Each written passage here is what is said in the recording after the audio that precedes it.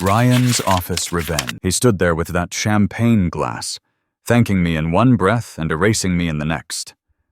"I want to recognize Lucas Caldwell for his exceptional work this year," Richard Hawthorne said into the microphone, his voice carrying across the company holiday party. "But as we move forward, Hawthorne Financial needs visionary leadership for the next generation." The room went quiet for exactly 3 seconds. Then the polite applause started. That automatic clapping you do when someone's world just got turned upside down in public. I stood near the back with the people who actually kept the lights on. Jordan from development, Cameron from finance, a few others who knew which buttons to push when everything went sideways. "From today forward, my son Mason will be stepping into Lucas's operational role." Mason nodded beside his father like he'd earned it. 29 years old, MBA fresh off the wall from Wharton, never spent a weekend fixing a system that decided to die on Friday night. The projector behind them showed my slide. From crisis to profitability, 14-month turnaround. My architecture diagram. My risk models. My name wasn't anywhere on it. My name is Lucas Caldwell. I'm 48 years old, married to Rachel for 23 years, with 2 kids in college and a mortgage that still has 7 years left on it. Until 10 minutes ago, I was the guy who saved Hawthorne Financial from bankruptcy. Our daughter Sarah just started her 2nd year at medical school, $65,000 a year in tuition. Our son Mike is finishing his engineering degree at State, another $28,000 annually. Rachel works part-time at the local library, bringing in maybe $18,000 a year. Do the math. Without my income, we're looking at financial disaster in about 3 months. Let me back up and tell you how I got here. 14 months ago, Hawthorne Financial was circling the drain. Legacy financial services firm, started by Richard's father back in the 1960s, grew too fast in the wrong directions through the 2000s and 2010s. When I walked through their doors in September of last year, they had maybe 6 weeks before the state regulators shut them down. Client accounts hemorrhaging money due to system failures, risk reports that were basically fiction, compliance violations stacking up like parking tickets on an abandoned car. Richard called me in because 3 other consultants had already walked away. The first guy took one look at their systems and said it would cost more to fix than to start over. The second lasted 2 weeks before declaring it impossible. The third quoted them $2.8 million and 18 months, which they didn't have. "Fix this or we're done," Richard said, sliding a folder across his mahogany desk. At 64, he still had the commanding presence of his father, but you could see the desperation around his eyes. Whatever it takes. I looked at the numbers. Transaction processing failing 40% of the time. Risk calculations off by millions. Client retention at 60% and dropping. Their biggest client, Meridian Holdings, was threatening to pull $150 million in assets under management. "This isn't just broken," I told him. "This is dangerous. 1 audit right now, and you're criminally liable for misrepresenting client positions. That's why you're here, Lucas. Fix it, and you'll never have to worry about your place here." I should have gotten that in writing. But here's the thing. I needed this job. Rachel had been pushing me to take more stable work, maybe join a big consulting firm with benefits and a 401k match. But those places wanted young guys who could work 80-hour weeks without complaining about missing their kids' soccer games. At 47, I was already feeling like yesterday's news in the tech world. This job was my chance to prove I still had what it takes. The next 14 months I lived in that building. Weekends, holidays, 3 a.m. emergency calls when something crashed.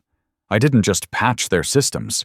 I rebuilt everything from the ground up. New transaction processing engine, automated risk monitoring, compliance systems that actually talked to each other instead of requiring manual reconciliation every night. Rachel understood, mostly. She always did.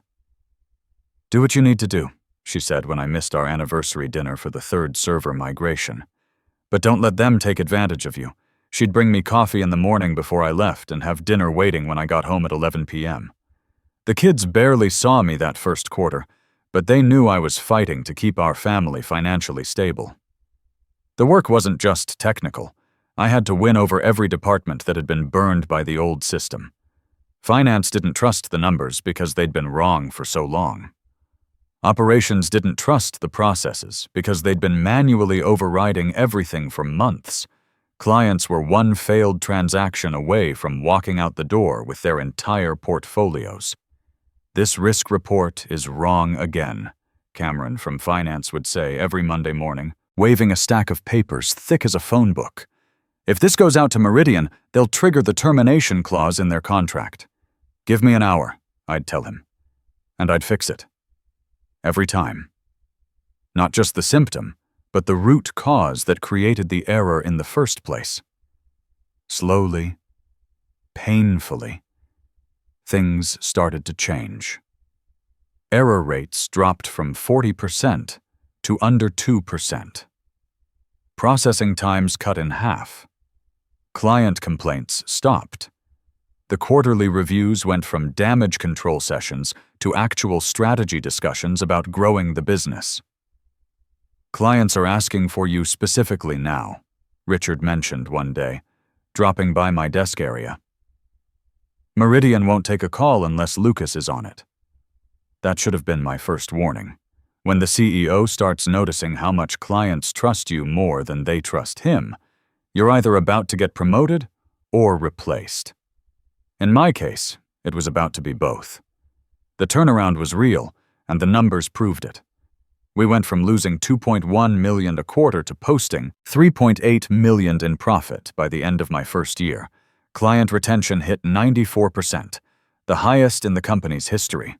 New business started coming in through referrals, something that hadn't happened at Hawthorne in over 5 years.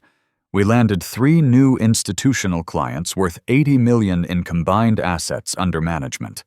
But here's what really mattered to me. For the first time in years, I could sleep at night without worrying about whether we'd have money for Sarah's next tuition payment. Rachel started talking about maybe taking that vacation to Ireland we'd been putting off since 2018. Mike called one Sunday just to chat, not to ask for emergency money to cover textbooks. Financial security changes everything about how you move through the world. All of it was built on systems I designed, processes I implemented, relationships I maintained with clients who trusted my word more than the company letterhead. But here's the thing about saving a company. The moment it's safe, suddenly everyone's an expert on how it happened. Success has 1,000 fathers, but failure is an orphan. That's when Mason started showing up to meetings.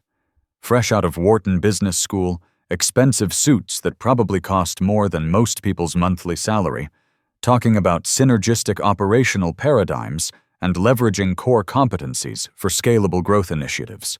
I'd sit in technical reviews I'd been running for months and watch him nod along like he understood the difference between a database query optimization and a coffee order. "We need to think bigger picture," he'd say whenever anyone brought up specific problems that needed solving. Vision, not just execution. That's what separates leaders from implementers. The first time he said that, Jordan from development shot me a look across the conference table that said everything. We'd been working 60-hour weeks for a year to keep the systems running while Mason was probably learning case studies about companies just like ours. Mason would sit in on client calls and contribute nothing except occasional comments about strategic alignment and value proposition optimization. Meanwhile, when Meridian's CFO called at 7 p.m. on a Friday because their risk dashboard was showing inconsistent data, guess who got the call? Not Mason. Not Richard. Me. "Lucas," the CFO would say, "I know it's late, but we've got a board presentation Monday morning, and these numbers don't match what we're seeing on our end. Give me 20 minutes, I'd tell him. I'll call you back with the explanation and the fix. And I would. Every time. because that's what kept $150 million in assets from walking out the door. But in the Monday morning executive meetings, Mason would present the client satisfaction scores and take credit for maintaining strategic relationships through proactive communication. Richard would beam with pride at his son's natural leadership instincts. The breaking point came during a quarterly board review in early November. I'd prepared a comprehensive presentation on system performance, client retention metrics, and recommendations for the next phase of growth. Mason was supposed to present the operational overview, basically reading my slides to people who already knew what I'd accomplished. Instead, he went off script. "What we're seeing here," Mason said, gesturing at the profit charts, "is the result of visionary thinking combined with tactical execution. My father brought me in to provide the strategic oversight that transforms good technical work into exceptional business outcomes. I watched him take credit for 14 months of work I'd done before he even knew the company existed." The board members nodded along, probably thinking about how nice it must be to have a son ready to take over the family business. After the meeting, I cornered Richard in his office. "Your son just told the board he was responsible for the turnaround." Richard loosened his tie and poured himself a scotch from this crystal decanter on his credenza. "Mason brings fresh perspective, Lucas. He's helping people see the bigger picture. The bigger picture is that your systems work now because I rebuilt them from scratch. Your clients stay because they trust me to fix their problems. Your profit margins exist because I eliminated the errors that were bleeding money. You did excellent technical work," he said, not offering me a drink. "But leadership is about more than technical execution. It's about vision, inspiration. Mason has that quality. Mason has an MBA and your last name." Richard's expression hardened. "Be careful, Lucas. Success has made you confident, but it shouldn't make you forget your place. My place. Like I was some kind of servant who'd gotten too comfortable speaking to the master of the house." That conversation happened on a Wednesday. By Friday, Mason was sitting in my chair for the weekly system review meeting. By the following Monday, he was CC'd on all my client communications. By Wednesday, he was collaborating on the quarterly risk assessment that I'd been handling solo for over a year. "I want to make sure we're aligned on messaging," he told me when I asked why he needed to review my technical documentation before it went to clients. Consistency is important for brand management. Jordan started staying late to help me with tasks that used to take half the time, just so we could work around Mason's collaborative input sessions. Cameron would text me directly when there were urgent issues, because getting approval through Mason took hours instead of minutes. "This is getting ridiculous," Cameron said one evening as we fixed a reconciliation error that should have been resolved that morning. "He spent 45 minutes in my office today, asking me to explain how quarterly projections work. 45 minutes. "He's learning," I said. But even I didn't believe it. "He's not learning, Lucas. He's positioning. And you're the one getting positioned out." Rachel could see it affecting me at home. I was working later, coming home more frustrated, spending weekends on problems that should have been solved during business hours. "You're exhausted," she said one Saturday morning, watching me check emails during breakfast. "When's the last time you took a real day off?" "After Sarah graduates medical school and Mike finishes his degree," I said. "Maybe. That's 4 more years, Lucas. You can't keep this pace forever." "I can keep it as long as we need the money," I replied. "Which is as long as we have kids in college and a mortgage." She was quiet for a moment. Then, "What if they replace you?" "They can't replace me. The whole system runs on architecture I designed. They'd have to rebuild everything from scratch." Famous last words. The holiday party was supposed to be a celebration. 25 years in business, record profits, client satisfaction at an all-time high. Rachel had helped me pick out a new tie that morning, navy blue with thin silver stripes. "You deserve recognition tonight," she said, straightening my collar. "Everything you've accomplished this year, I should have known better. I should have seen it coming when Mason started showing up to client meetings 3 months earlier. I should have paid attention when Richard stopped asking for my input on strategic decisions. But you know how it is when you're busy keeping everything running. You miss the politics happening around you until it's too late. The announcement came after dinner, after the awards for Employee of the Quarter and Outstanding Customer Service. Richard stood at the podium with that champagne glass, and I honestly thought he was about to give me some kind of recognition. Maybe technical excellence or system innovation, something that acknowledged what I'd actually done. Instead, he erased me. After the polite applause died down and people started drifting toward the bar, I walked straight to Richard's office.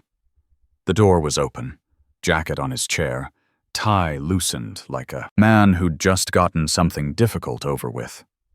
Mason was there too, leaning against the window, checking his phone like he was already bored with his promotion. "Lucas," Richard said, almost cheerfully. "Enjoying the party?" I closed the door behind me. "You promised that performance would determine advancement here." He leaned back in his leather chair, studying me like I was a puzzle he'd finally solved. And it did. You performed excellently. But leadership requires different skills than technical execution. The clients trust me more than they trust your son. Clients adapt, Mason said without looking up from his phone. They follow the company, not individual employees. I turned to him. When Meridian calls at 7 p.m. on a Friday because their dashboard is showing inconsistent data, they don't call the company. They call me. By name. That's exactly the problem, Richard said. We've become too dependent on one person. It's not sustainable from a business continuity perspective. Business continuity. Like I was a single point of failure, instead of the guy who'd built the entire foundation they were standing on. Mason brings fresh perspective, Richard continued. Vision. The ability to see opportunities beyond just maintaining what exists. Mason brings an MBA and a last name. Richard's expression hardened. Be very careful, Lucas. Success has made you confident, but it shouldn't make you forget your place. There was that word again, place, like I was some kind of hired help who'd gotten too comfortable speaking to the family. Mason finally looked up from his phone.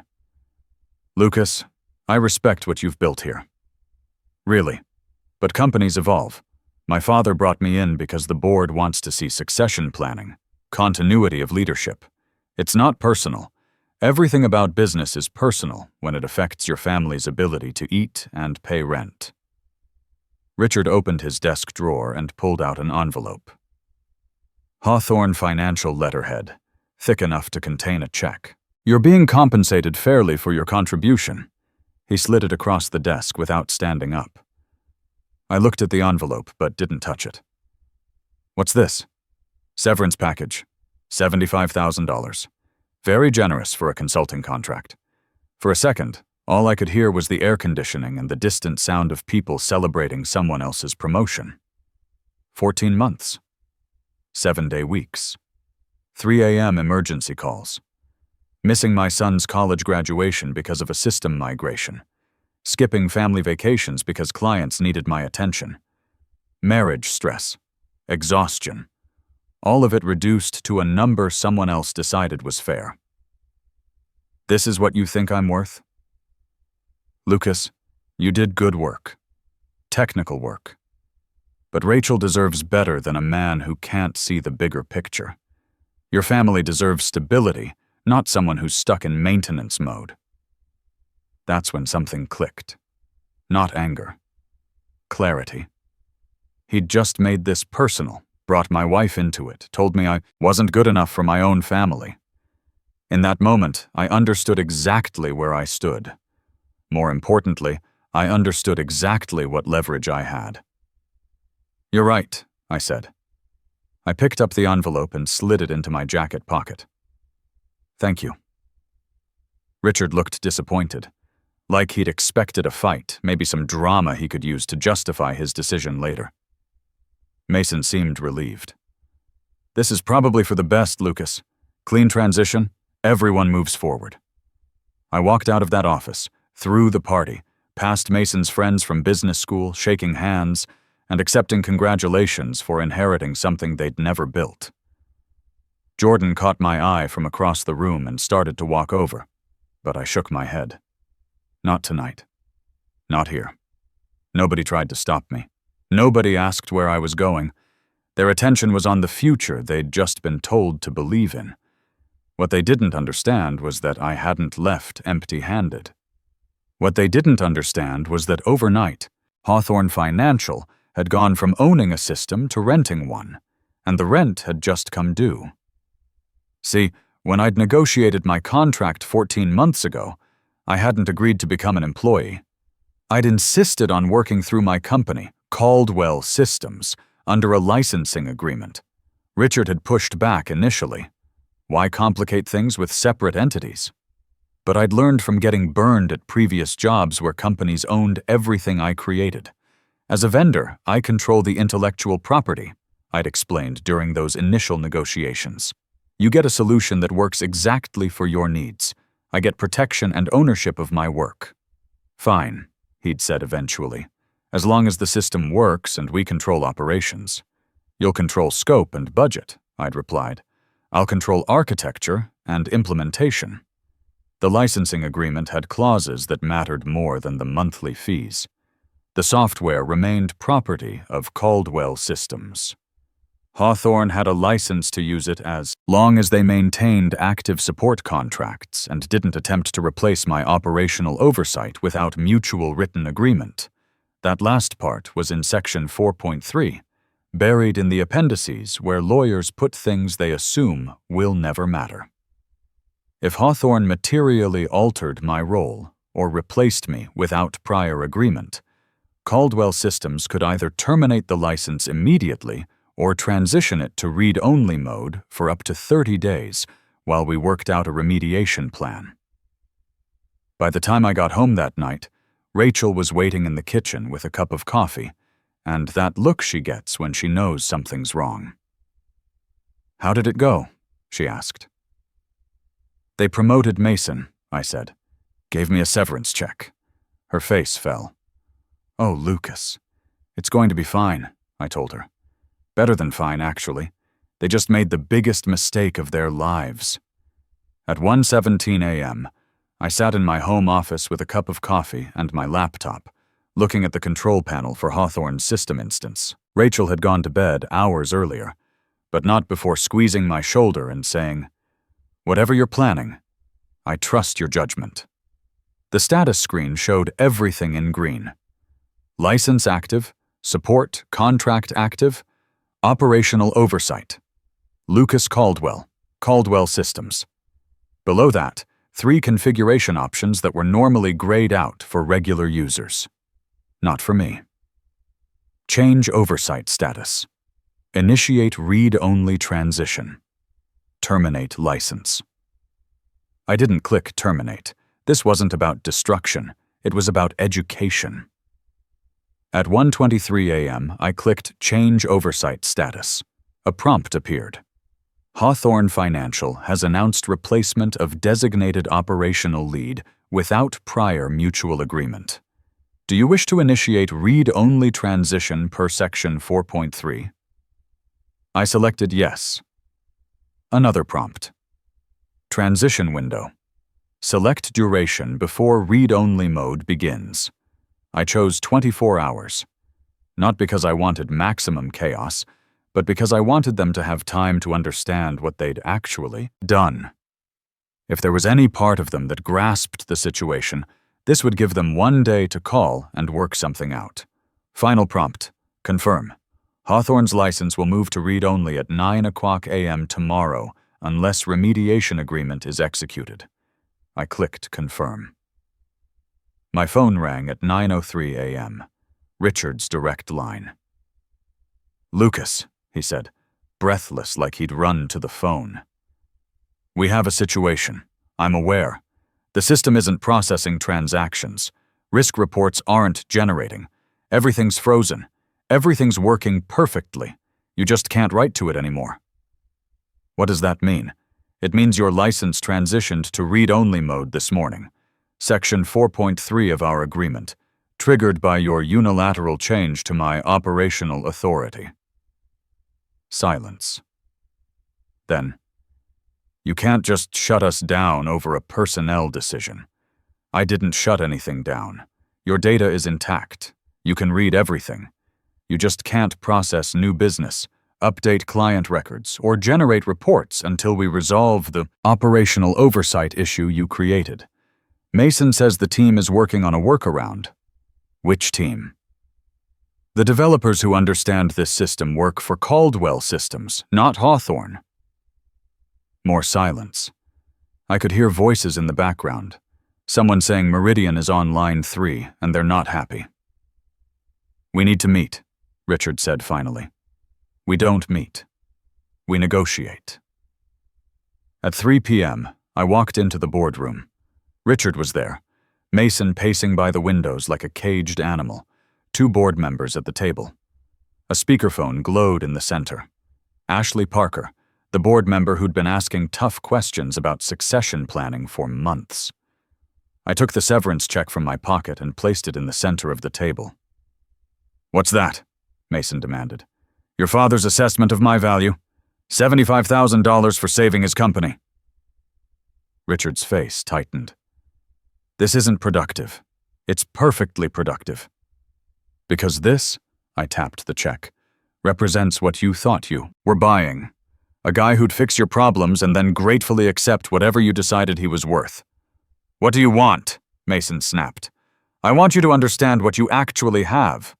A company that runs on systems you don't own, maintained by people you don't employ, trusted by clients who call my personal phone when they have problems. Ashley Parker's voice came through the speaker. What are our options, Mr. Caldwell? Finally, someone asking the right question. Option 1. Keep the current structure. Mason runs operations. You maintain the system shutdown and try to rebuild everything from scratch. How long would that take? 18 months minimum. With an unlimited budget, perfect execution, and assuming your clients wait that long. Which they won't. Mason started to object. Richard held up a hand. Option 2, I continued. You acknowledge reality. Caldwell Systems maintains operational authority over the core infrastructure. You can call me Chief Technology Officer, Senior. Systems Architect, or External Consultant. I don't care about titles, but operational decisions about the platform I built stay with me. You want to run the company? Ashley asked. I have zero interest in your boardroom politics or investor relations. I want contractual control over the systems I designed. That's it. And compensation? Market rate for what I actually delivered. 5-year agreement at $180,000 annually, plus performance bonuses tied to system uptime and client retention. And you issue a public correction to yesterday's announcement. The room went quiet. Through the speaker, I could hear Ashley shuffling papers. How long would restoration take with your cooperation? Richard asked quietly. The system will be fully operational 30 minutes after I see signed agreements. Richard closed his eyes. Mason slumped in his chair, finally understanding that his MBA hadn't prepared him for this kind of negotiation. Ashley's voice cut through the silence. I think we should pay what I think this is actually worth before our clients discover we just tried to replace the architect of our turnaround with pocket change. They signed within 2 hours. 5-year agreement at rates that reflected my actual value. Operational authority written explicitly into the contract. Public correction issued that afternoon. Hawthorne Financial is pleased to announce a strategic partnership extension with Caldwell Systems under the continued leadership of Chief Systems Architect Lucas Caldwell. The system was back online by 5 p.m. Mason lasted another 3 months in a newly created strategic initiatives role before quietly moving on to explore opportunities in venture capital. Not a single client followed him. Richard became more careful about promises he couldn't keep and decisions that affected systems he didn't understand. When I got home that night, Rachel was waiting with a bottle of wine and Sarah on video call from medical school. "Dad?" Sarah said, grinning at the camera. "Mom told me. What happened?" "I'm proud of you." "We can afford your tuition without stress now," I told her. "And that clinical rotation in Ireland you wanted. I never doubted you'd figure it out," Rachel said, raising her glass. 6 months later, I framed that $75,000 check and hung it in my home office. Not as a trophy, but as a reminder that whatever number someone puts on you in a moment of arrogance isn't your value. Your value is in the leverage you build quietly, the work no one else can replicate, the relationships that follow you instead of staying with the company. The most expensive lesson is often the one that finally teaches respect. Sometimes the only way people learn what you're worth is by showing them what they lose when you're gone.